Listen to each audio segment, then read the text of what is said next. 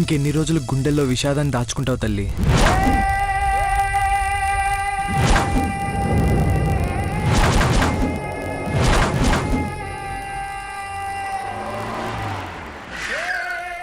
ఏంటలా మాట్లాడుతున్నారు?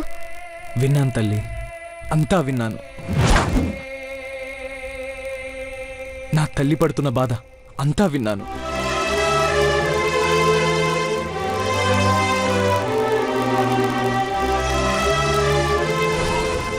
ఆనాడు తన పతిదేవుడు లోక కళ్యాణం కోసం మింగిన గరళం గొంతు దిగితే శివుడంతటి వాడే బతకడం తెలిసి తన ప్రాతివృత్యంతో తన శక్తితో ఆ గరళాన్ని గొంతు దగ్గర ఆపేసింది లోకమాత పార్వతి. మరి ఈనాడు ఈ తల్లి తన భర్త కోసం ఆ గరళాన్ని గొంతున మింగి గుండెల్లో దాచుకుంది. ఆ తల్లి కంటే నా తల్లి చాలా గొప్పది.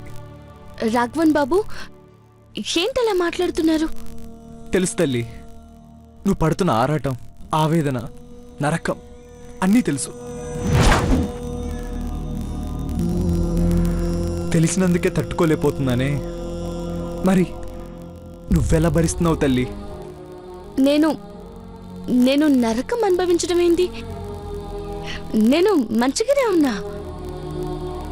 నా తల్లి ఒక అబద్ధం ఆడితే అవి 1,000,000 నిజాలకి సమానం. నా తల్లి ఒక్క క్షణం బాధపడిందంటే ఒక కుటుంబాన్ని సంతోషంగా ఉంచడం కోసమే. లేదు రాఘవన్ బాబు, నువ్వేదో పొరపాటు పడుతున్నావు. అవునమ్మా, పొరపాటే పడ్డాను. మైనం రాసిన చేతులతో మీరు హస్తముద్రాలు ఇచ్చినప్పుడే తెలుసుకోలేక పొరపాటు పడ్డాను.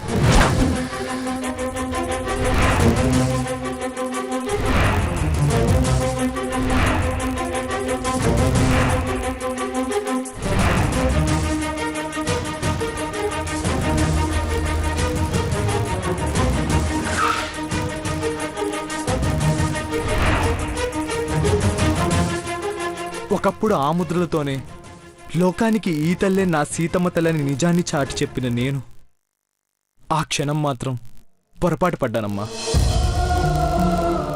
నిజం తెలుసుకోవటానికి ముందే ప్రయత్నం చేసేవాణ్ణి తల్లి.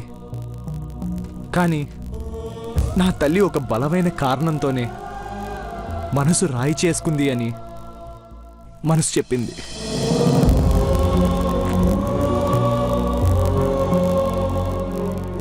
ఆ కారణమే మీ కాళ్ళని కట్టేసిందని అర్థం చేసుకుని ఆగిపోయాను. కానీ నా రాముడి బాధ చూడలేక ప్రతి క్షణం నరకం అనుభవించాను. లేదు రాఘవన్ బాబు, లేదు. నువ్వు చెప్పిన దాంట్లో నిజం లేదు. నిజమేంటో తెలుసుకోవడానికి ఆ దేవుడు నీ వెంటే స్వామీజీ దగ్గరికి పంపించాడు తల్లి.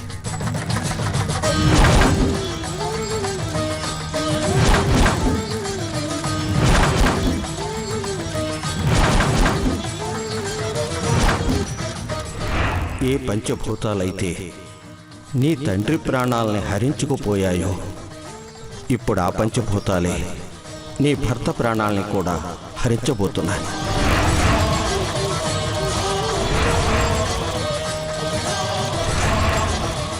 ఇది ఆ విధిరాతమ్మా.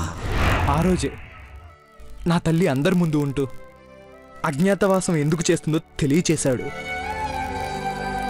రాఘవన్ బాబు, ఈరోజు తన దేవుడికి దూరంగా ఉండలేక ఈ దేవత పడుతున్న బాధని కళ్ళారా చూపించాడు. ఇంతకంటే నిజానికి నిదర్శనం ఇంకేం కావాలమ్మా?